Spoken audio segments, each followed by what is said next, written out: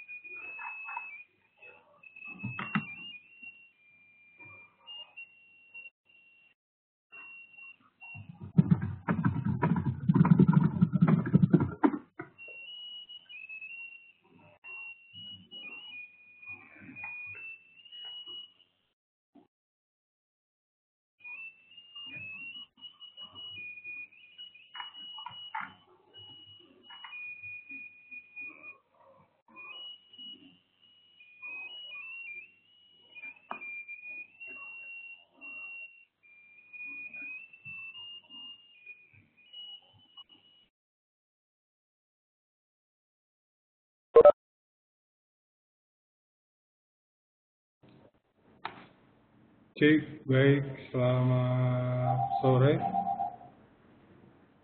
Selamat berjumpa kembali dengan Forex IMF webinar pada hari ini, hari Kamis tanggal 4 Agustus tahun 2016. Selamat sore Pak Arif, Pak Aris Widianto, Pak Erik Christian, Pak Heru Zulkarnain, dan Ibu Widiana Rim.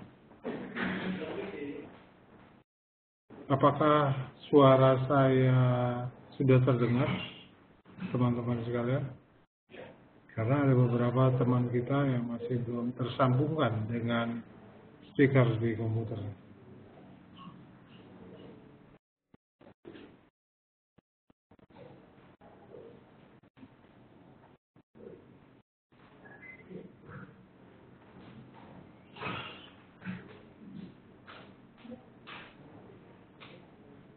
Oke, sudah terdengar ya Pak Aris Widianto, Pak Erik Christian, Ibu Widiana Rio. Acara kita ini akan berlangsung dari pukul 15 hingga pukul 16. Jika ada pertanyaan satu dan lain hal, saya persilakan kepada teman-teman untuk langsung bertanya. Ya, untuk langsung bertanya mengenai materi atau bahasan yang akan kita bicarakan pada sore hari ini.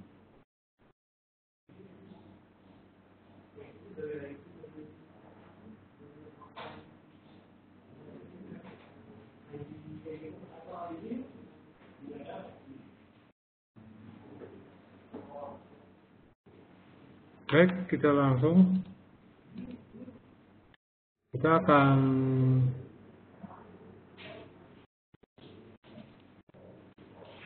belajar ya tentang 3 hal atau 3 faktor penting dalam membangun sistem trading. Ini merupakan modal dasar bagi kita sebagai seorang trader. Kenapa? Karena ini merupakan satu fondasi yang harus dimiliki dan diketahui oleh para trader. Banyak trader-trader baru khususnya ya, masih kadang-kadang terlupakan dengan 3 faktor ini.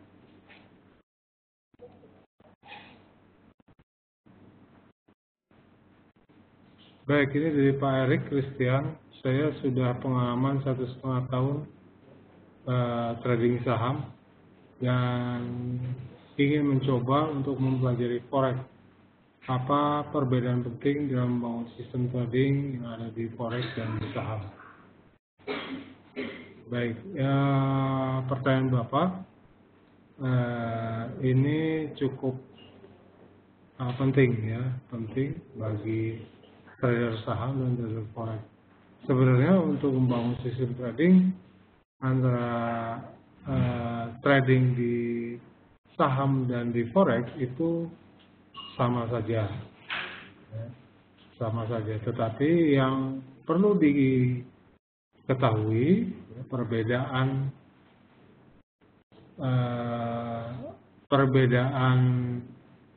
dari forex, pergerakan forex dengan pergerakan saham itu sangat jauh berbeda.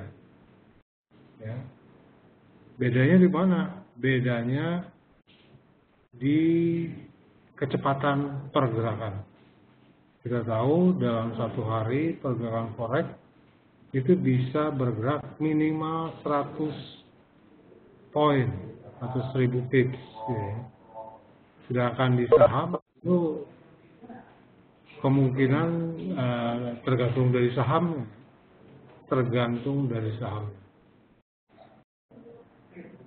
Kalau sahamnya yang saham blue chip, saya kira pergerakannya cukup volatile karena memang banyak pelaku pasar yang bertransaksi di saham-saham tersebut.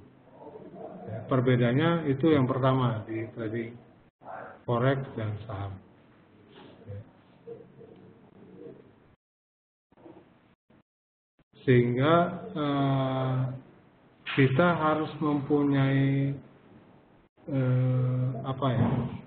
feels ya. Kapan saya akan buka posisi buy, kapan saya akan close, demikian juga kapan akan saya sell, kapan akan saya close posisi sell saya. Itu yang harus dipahami. Ya. Sedangkan yang kedua ya, saya kira kalau forex itu lebih mengglobal atau ekonominya ekonomi makro, sedangkan saham ekonominya mikro. Jadi lebih banyak ke ekonomi perusahaan tersebut, ya, pertumbuhan perusahaan tersebut. Kita tahu banyak tools untuk menghitung rasio PE, terus rasio earning, gitu ya, dan masih banyak lagi. Sedangkan di forex tidak seperti demikian. Ya. Jadi dalam analisa teknikal semuanya sama saja, Jadi analisa pergerakan harga menggunakan candlestick dan ada alat bantu seperti stokastik atau RSI untuk melihat laju pergerakan harga. Ya.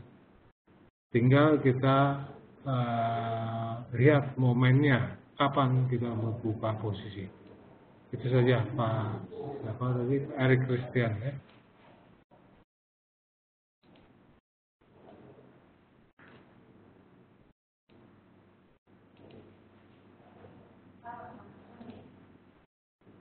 Baik, kita lanjut.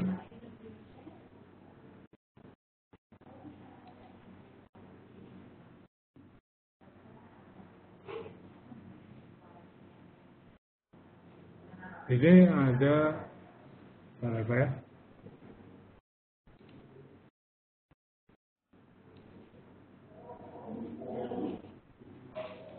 Jadi ada 6 pertanyaan umum untuk entry posisi.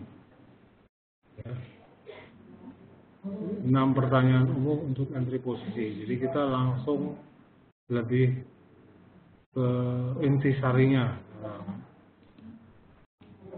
Apa yang harus saya lakukan? Jadi ketika kita melihat satu pergerakan harga, contoh Euro USD atau Pound Sterling USD, kita harus sudah tahu, ya, apakah kita akan nge-buy atau nge-sell pergerakan harga tersebut. Ya. Kadang ada beberapa trader yang saya mau buy, saya mau sell, tidak melihat atau tidak menganalisa pergerakan harga secara teknikal. Yang berikutnya, di mana saya akan membuka posisi, di mana saya akan nge-buy, di mana saya akan nge-sell, kurang lebih seperti itu. Area-areanya harus tepat. Ya. Ini yang harus kita pahami. Banyak trader yang terpleset karena mereka tidak tahu di mana sebenarnya membuka posisi tersebut. Pada prinsipnya secara sederhana ya mau di mana saja sih bisa ya, buka buy atau buka sell. Tetapi yang tepatnya, nah ini ya, yang tepatnya. Terus kapan kita melakukan atau buka posisi tersebut? Waktunya mungkin ya. Kapan? Yang berikutnya, targetnya. Nah, jadi sebelum kita melakukan open posisi, kita harus sudah mempunyai target. Jadi target apa? Target profitnya. Ya. Target profit. Jadi kita open posisi buy. Di mana saya akan close posisi. Targetnya apa? Nah, ini harus jelas teman-teman sekalian. Terus level stopnya. Ya, ini kalau target itu untuk profit, level stop itu untuk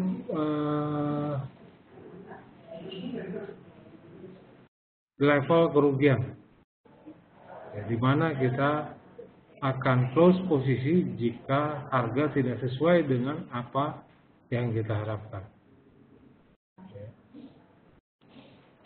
Yang berikutnya adalah berapa lot. Ini mungkin teman-teman atau Pak Erik khususnya yang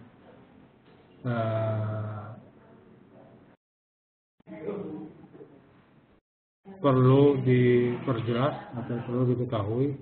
Lot di saham dengan lot di pergerakan atau di trading forex itu berbeda ya. Ini berapa lot itu biasanya larinya atau arahnya ke money management. Jadi 6 pertanyaan umum ini harus dimiliki, harus diketahui oleh para trader sebelum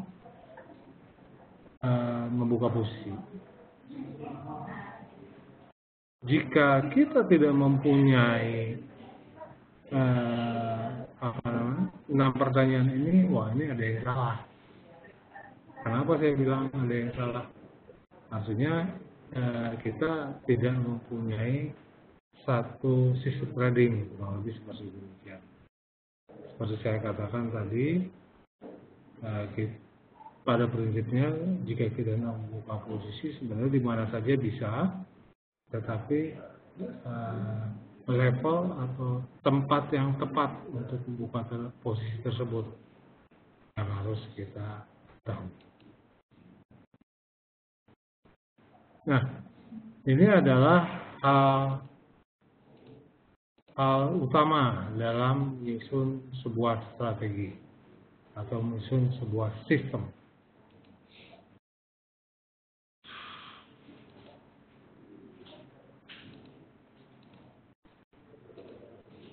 Menurut John J. Murphy, seorang pakar technical analysis, ada 3 faktor penting dalam penyusunan sistem trading, dan menurut beliau suatu sistem trading tidak akan lengkap tanpa memiliki 3 faktor tersebut. Jadi John J. Murphy ini adalah seorang pakar technical analysis. Bukunya banyak ya, dan memang dia adalah satu orang yang menjadi trendsetter bagi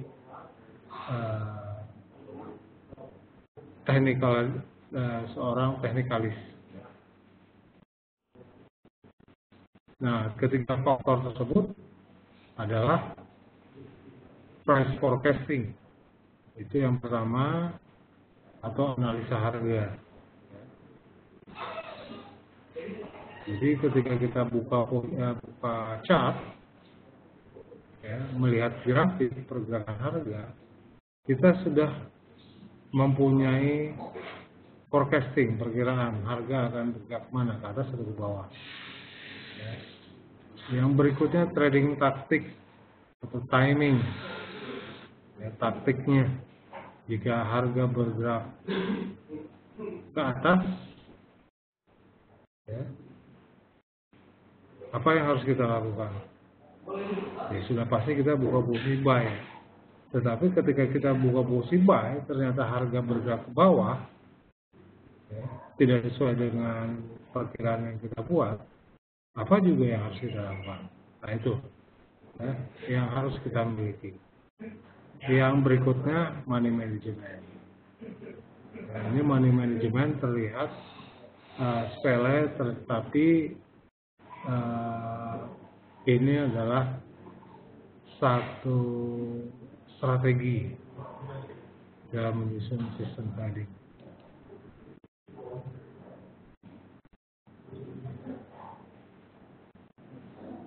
Price forecasting adalah langkah pertama yang merupakan poin krusial dalam pembuatan sistem trading, di mana langkah tersebut menghasilkan keputusan untuk entry market.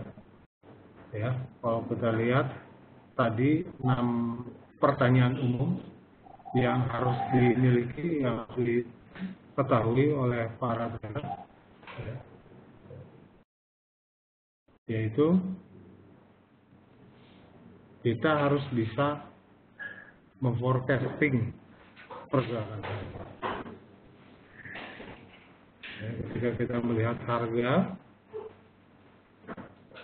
berarti kita akan nge-buy atau berarti kita akan sell, kurang lebih. Jika kita memiliki satu keputusan, saya akan nge-buy. Ya. Jika nge-buy, dasarnya apa? Saya nge-buy di mana, ya, level take profitnya, level stop lossnya harus kita miliki semua.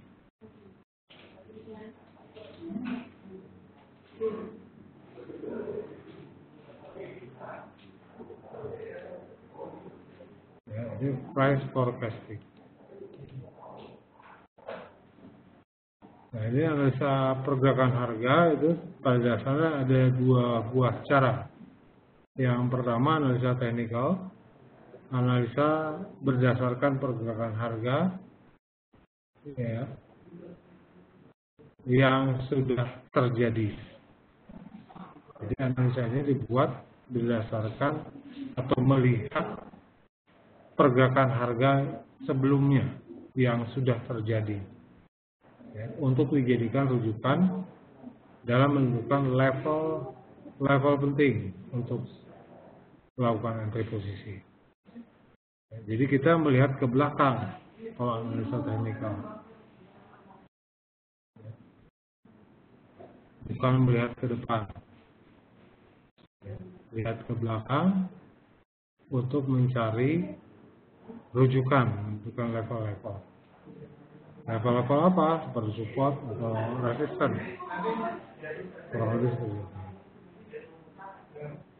Yang berikutnya itu ada analisa fundamental. Analisa yang menitik beratkan berdasarkan berita, rumor, atau kondisi perekonomian suatu negara. Ya. Teman-teman mungkin sudah tahu nanti jam 6 sore ada atau Bank Sentral Inggris akan merilis satu kebijakan moneter. Ini akan ditunggu oleh para pelaku pasar. Kenapa? Karena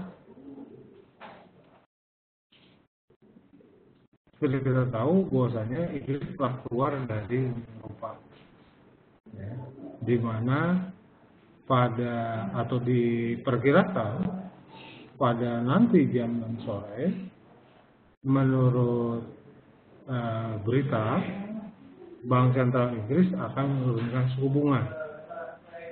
Ya, Bank Sentral Inggris akan menurunkan suku bunga dari 0,5% ke 0,25%. Ya. Nah, apa yang terjadi jika Bank Sentral Inggris menurunkan suku bunga? Apa yang terjadi terhadap mata uang pound sterlingnya? Mungkin teman-teman ada yang tahu?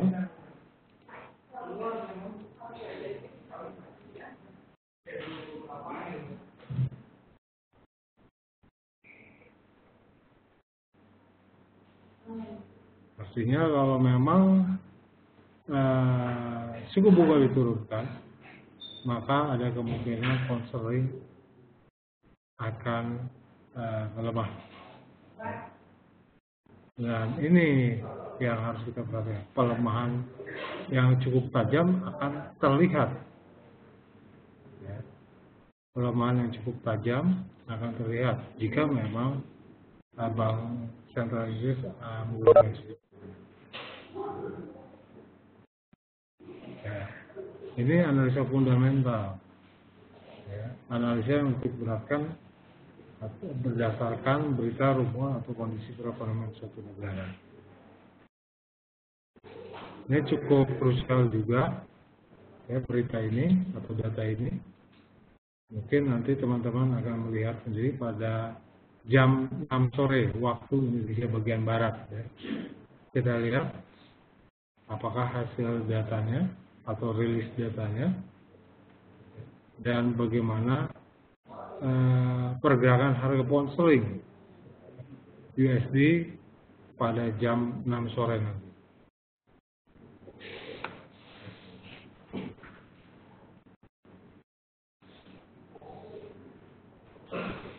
Ya, ini price forecasting, analisa teknikal dan analisa fundamental.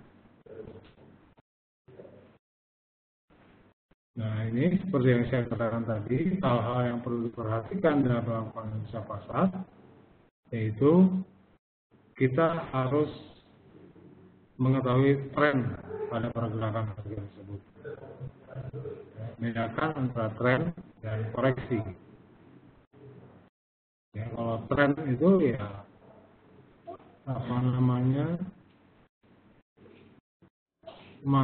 mayoritas tren atau pergerakan harga yang sedang terjadi. Jadi kalau saat ini pound sterling USD trennya dalam kondisi tertekan karena efek Brexit kemarin. Jadi pound sterlingnya melemah. Jika harga pound sterling saat ini sedang naik atau melemah terhadap dolar, itu dikatakan koreksi atau rebound. Nah, itu namanya cara membedakan tren dan koreksi. Jika nanti lagi Bank Sentral Inggris menurunkan suku bunga, maka pound sterling akan melemah. Ya, jika kita bertransaksi mata uang pound sterling USD, maka peluang untuk membuka position cukup besar jika memang Bank Sentral Inggris menurunkan suku. Ya. Yang berikutnya, tentukan level support dan resistance. Ini mesti kita ketahui. Level support dan resistance.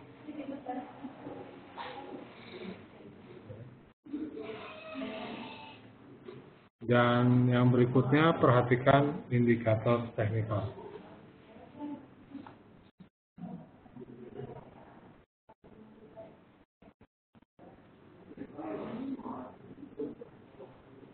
Oke, itu mengenai price forecasting. Jadi perhatikan satu pergerakan harga, ini pergerakan perak. Ya. Pergerakan perak berada dalam tekanan biris, secara umum trennya biris atau tertekan. Tetapi perhatikan ada koreksi. Ya, ada koreksi. Ada koreksi itu pergerakannya menguat ke atas. Ya, pergerakannya menguat ke atas. Tetapi akhirnya kembali lagi jatuh ke bawah, melanjutkan pergerakan sebelumnya. Trennya tren biris. Ya.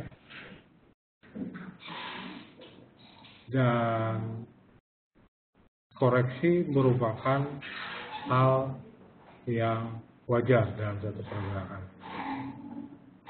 Jadi teman-teman bisa membedakan mana tren, mana koreksi. Kurang lebih seperti itu.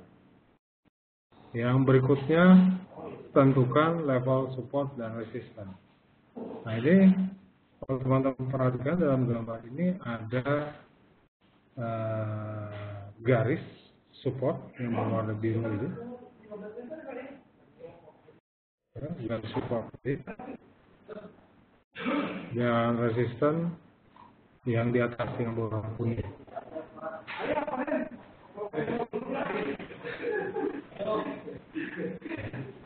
Support dan resisten ini merupakan satu level yang harus kita ketahui dan didapat dari pergerakan harga sebelumnya. Kita melihat ke belakang, Ini support ya, merupakan area terendah dalam satu pergerakan harga. Resisten merupakan area tertinggi dalam satu pergerakan. Dan yang perhatikan di sini teman-teman, kondisi indikator stokastik dan CCI, ya. Ini yang stokastiknya yang default saja, artinya ketika harga berada dalam kondisi jual beli, ya, kondisi CCI juga jual beli, maka peluang untuk membuka posisi sell terbuka. Kita membuka posisi sellnya di mana? Di resisten. Membuka posisi sellnya di resisten, bukan di support. Ya, lebih baik di resisten.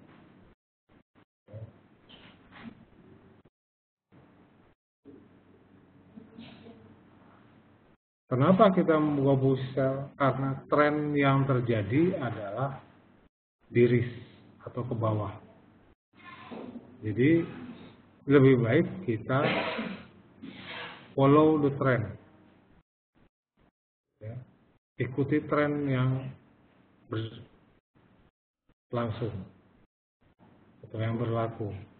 Jadi, trennya ke bawah, ya berarti pilihannya membuka posisi sell. Ya, trennya ke bawah, pilihannya membuka posisi sell. Di mana kita membuka posisi sell? Di resisten, di area resisten, yang harus dikonfirmasi dengan kondisi indikator stokastik yang berada dalam kondisi jual beli. Ya. Jadi gitu teman-teman cara memforecasting satu pergerakan harga. Cari dulu trennya, setelah ketemu ya. Dengan bantuan garis tren kita bisa tentukan, ya. Terus cara buat level support dan resistance, ya. Terus perhatikan kondisi indikator stokastik dan CCI.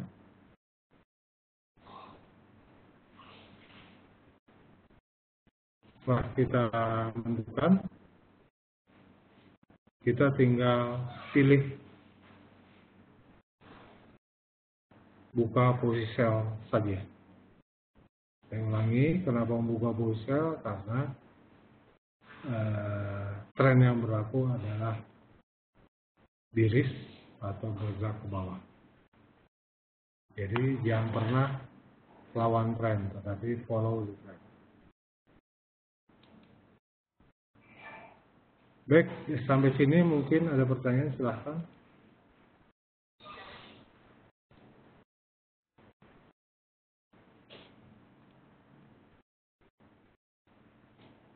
Sebelum saya lanjut,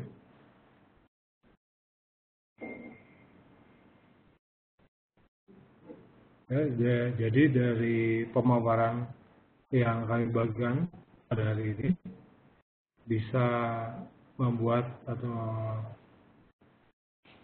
teman-teman bisa mendapatkan satu ilmu baru, satu edukasi baru. Ingat, edukasi itu harus dilakukan berulang-ulang, bukan hanya sekali.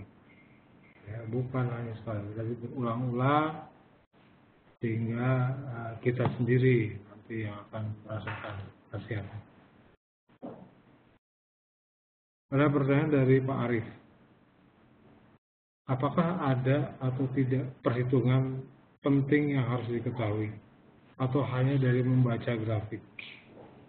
Ini perhitungan penting, contohnya apa Pak? Perhitungan penting yang harus diketahui.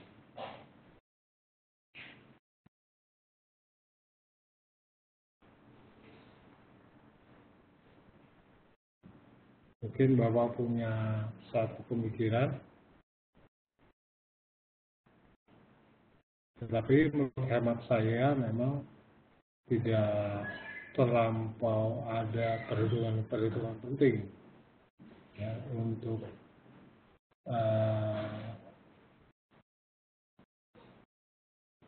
menentukan open posisi.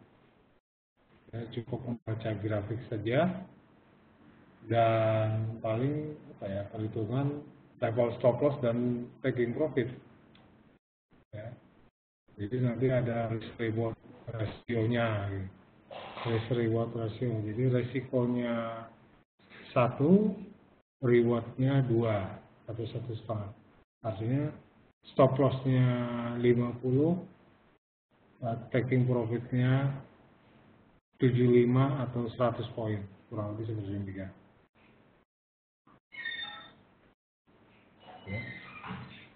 Karena itu penting teman-teman sekalian, penggunaan risk reward ratio. Baik, saya lanjut ya.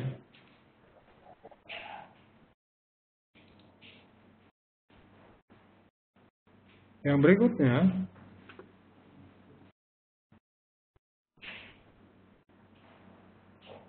langkah untukmu penyusunan sistem trading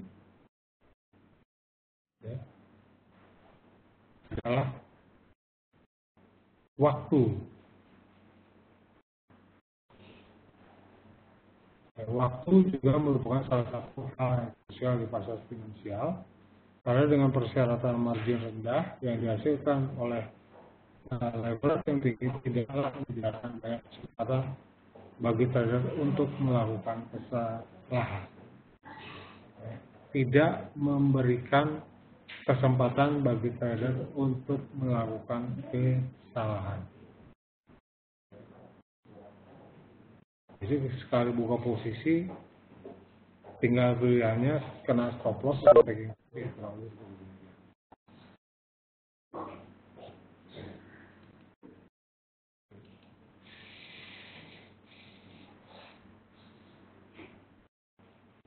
Jadi bahkan seorang trader fundamentalis juga Ya.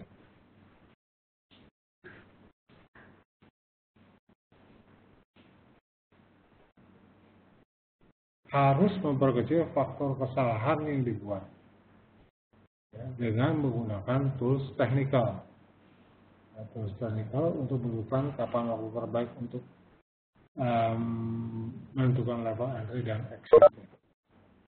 Jadi orang fundamental juga harus belajar, harus tahu yang namanya kapan masuk posisi atau keluar posisi. Ini ada Pak Sutikno, selamat sore ya. Selamat bergabung dengan webinar di perhatian.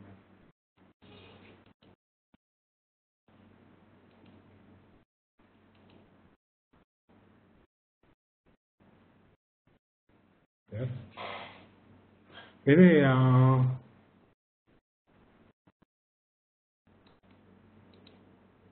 dimaksud dengan trading taktik atau timingnya.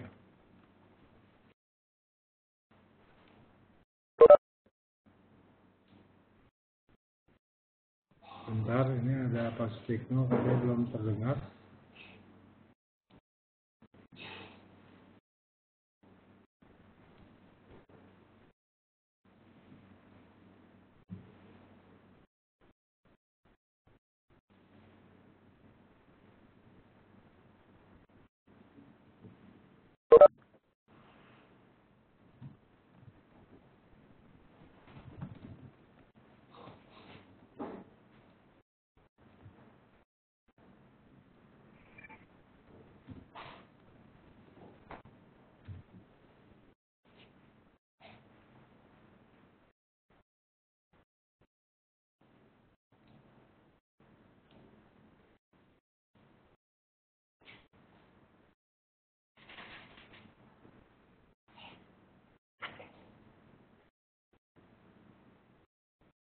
Dari Pak Viko sudah terdengar ya.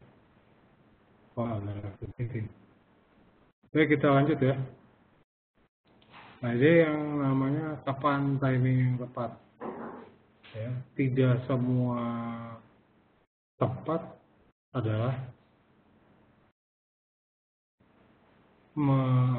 dapat menghasilkan suatu keuntungan. Itu maksudnya. Tidak semua tempat, tidak semua posisi itu bisa mendapatkan keuntungan. Jadi kalau kita perhatikan teman-teman sekalian di gambar ya, itu ada selling area. Jadi disitulah timing kita buka pusat. Jangan pernah kita buka posisi sell walaupun tren sedang bergerak ke bawah, ya. Jangan pernah buka posisi sell itu di bawah atau di area support, karena ada kemungkinan posisi kita akan sedikit profit. Equity kita cukup untuk menanam floating itu tidak menjadi masalah. Ya, kalau tidak cukup ini yang menjadi masalah. Jadi momennya, timingnya harus tepat ya, sehingga untuk mengurangi kesalahan yang mungkin terjadi.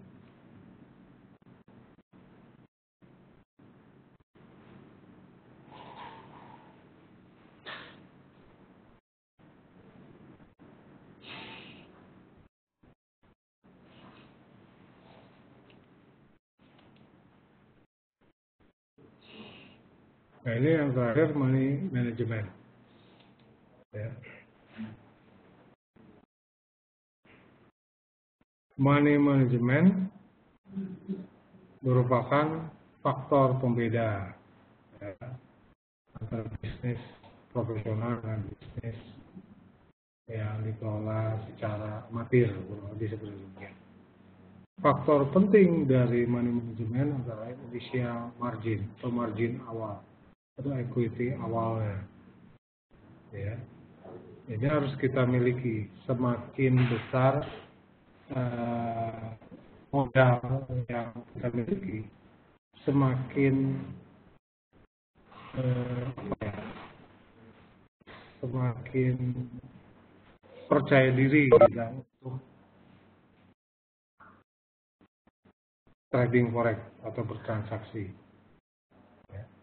Memang bisa saja dengan modal kecil kita bisa trading atau menghasilkan keuntungan, bisa saja.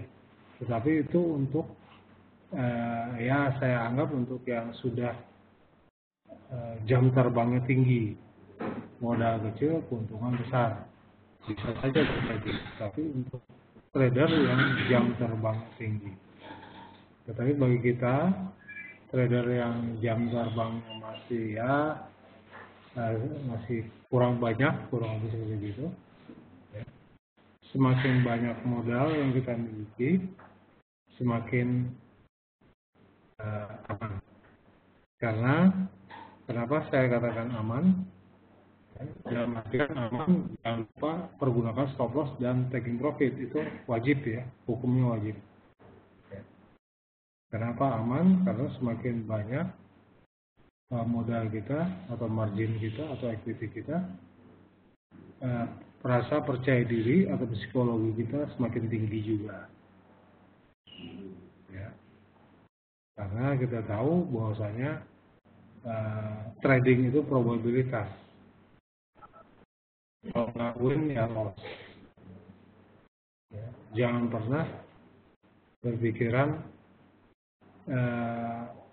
pendek dalam artian saya trading satu hari atau satu minggu ingin mendapatkan sekian persen atau sekian ratus dolar. Tetapi lebih baik saya sarankan hasil trading itu dilihat satu bulanan, ya, satu bulanan saja. Jadi anggaplah kita mulai trading dari tanggal 1 awal bulan hingga tanggal 30 atau 31. Berapa yang kita dapatkan? Karena trading itu adalah probabilitas. Ya, pasti kena stop loss atau pasti kena TP. Pilihannya antara dua itu aja. Semua pasti. Kena stop loss, pasti kena TP. Saya juga demikian. Saya sering kena stop loss. Ya. Saya sering kena stop loss. Tetapi karena saya menggunakan money management, stop loss yang sering saya derita itu akan kembali dengan keuntungan yang saya dapatkan ketika saya menggunakan money management. Ya, jadi saya katakan kepada teman-teman, penggunaan money management itu adalah suatu keharusan. Yang berikutnya itu besaran resiko per transaksi.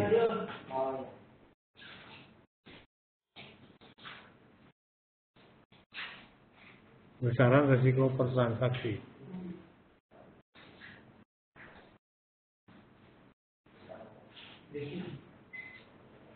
Jadi maksudnya besaran resiko per transaksi, kita harus memiliki. Jadi kita umpamanya punya modal $1.000, ya, $1.000 dengan sekali trading 0,1 lot. Ya, saya ingin trading dalam 1 bulan itu minimal loss 30% atau 40%. Berarti hanya 3 juta. 3 juta per bulan. Nah, ini kan trading itu dibagi 20 hari kerja, 1 bulan itu 20 hari kerja, anggaplah 3 juta bagi 20, berapa ya? 150 ya? 150 poin. $15 atau 15 kali 20, 15 kali 20 berarti 300 ya, atau 3 juta. Berarti anggaplah kita harus trading menggunakan strategi scalping ya, dimana scalping itu stop lossnya paling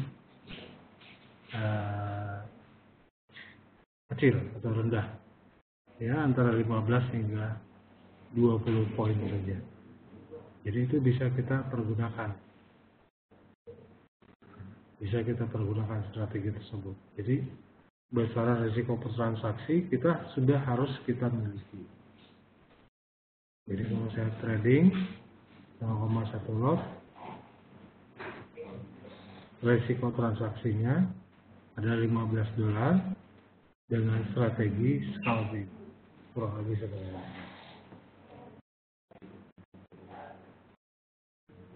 Yang berikutnya maksimum drawdown, risiko maksimum.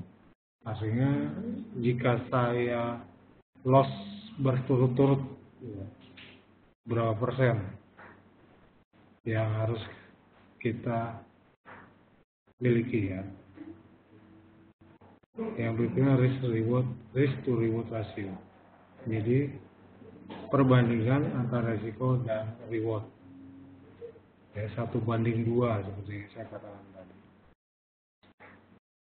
Jadi kalau teman-teman menggunakan money management dengan baik dan tepat ya, jangan pernah takut kena stop loss, karena saya juga sering kena stop loss. Saya katakan seperti demikian. Tetapi karena saya menggunakan money management yang baik, yang tepat, maka stop loss yang saya derita itu ketika akhir bulan malah menghasilkan satu keuntungan. Memang untungnya tidak terlalu besar, cukup saja, tetapi menghasilkan keuntungan. Jadi money management adalah hal penting, hal ketiga yang tidak kalah penting yang harus diketahui dan dimiliki oleh para trainer.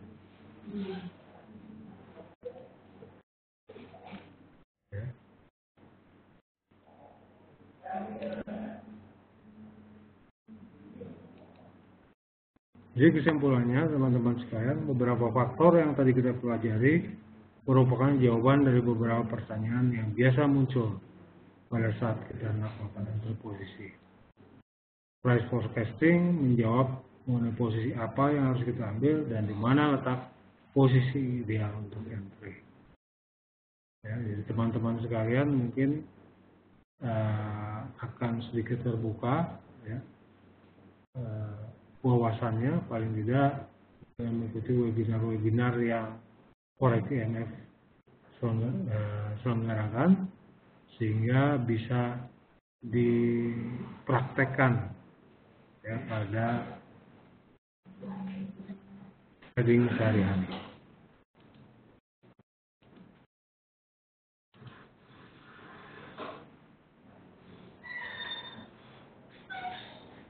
Ya, ini kesimpulannya, timing yang tepat dalam melakukan entry harus kita miliki, dan money management ya, terutama mengenai berapa risiko dan berapa besar potensi keuntungan yang ada.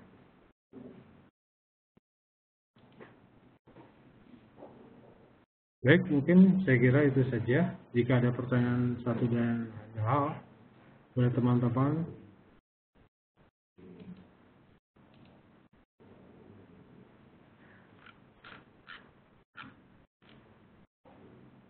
saya persilahkan untuk bertanya.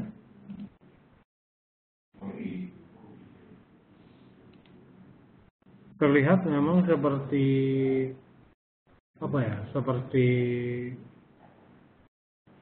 sepele atau biasa, tetapi saya beritahukan kepada teman-teman sekalian sekalian, kalau teman-teman pergunakan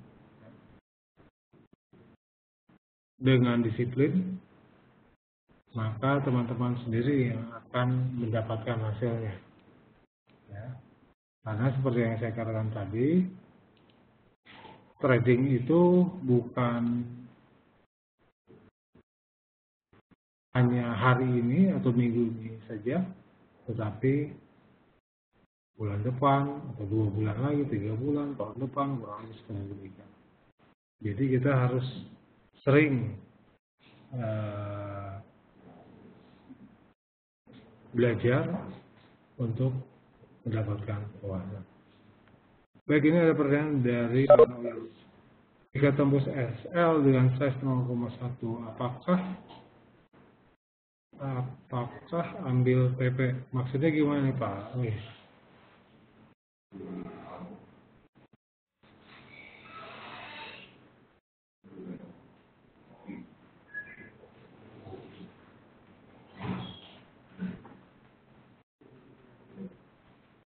Saya kurang jelas untuk mengartikan pertanyaan tersebut.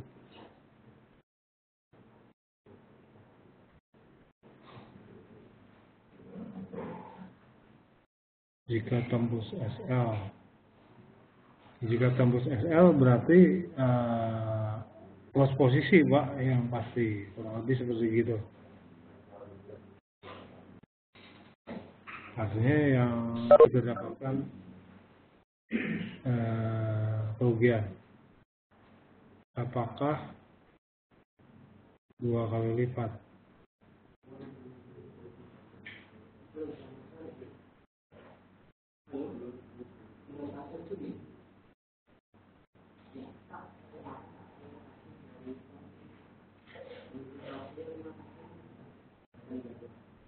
Oh, mungkin risk reward ratio ya Pak ya, 1:2 gitu ya.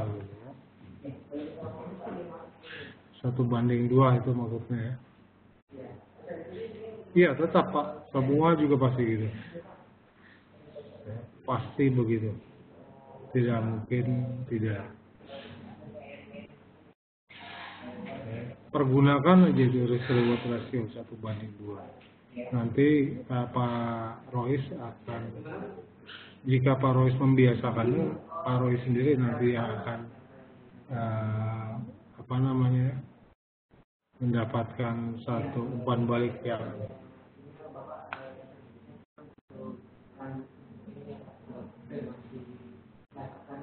Pak Tiko. Pak, ada saran nggak untuk memanfaatkan USNFT besok? Sebenarnya pada hari Jumat itu GMF akan menyelenggarakan webinar khusus untuk nasabah. Artinya kalau Pak Tiko merupakan nasabah dari GMF, saya kira kita akan ketemu lagi dengan webinar tersebut. Karena banyak strategi-strategi yang bisa kita manfaatkan untuk trading USNFT.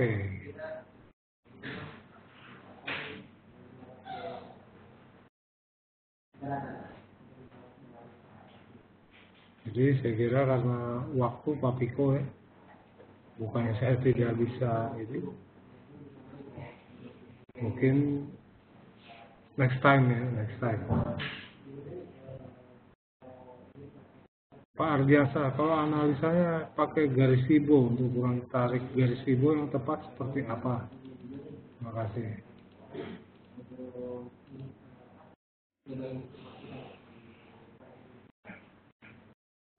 Ya, kita masuk sebentar ke ide.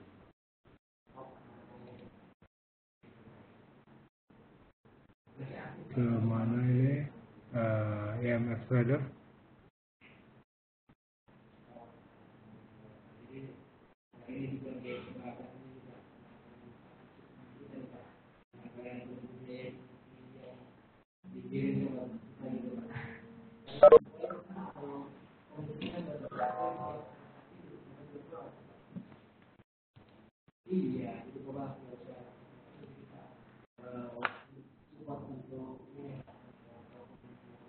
Nah, ini contoh. Kita harus, teman-teman sekalian, kita harus menemukan swing low dan swing high-nya. Nah, kurang lebih seperti gini. Nah, ini swing high-nya, ini swing low. Jadi kita harus cari swing high dan swing low. Sebenarnya di kalau teman-teman sekalian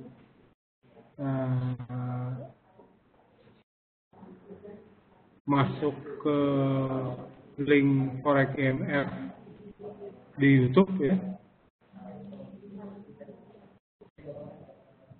ini sudah ada teman-teman sekalian. Jadi teman-teman nanti bisa belajar langsung. Kata kuncinya, ini 7% teman-teman baterainya Forex EMF. Kata kuncinya Forex EMF.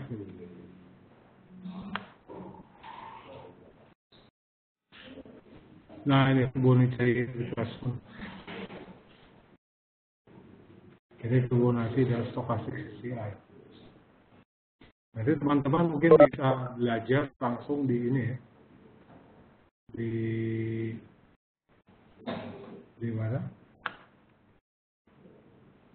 Di saluran YouTube ini.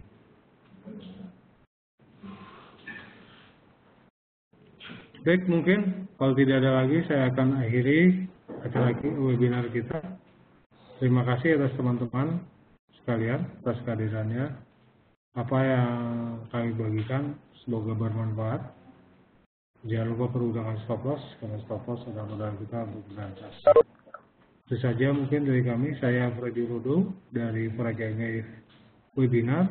Mengucapkan selamat sore dan selamat beraktivitas kembali. Terima kasih.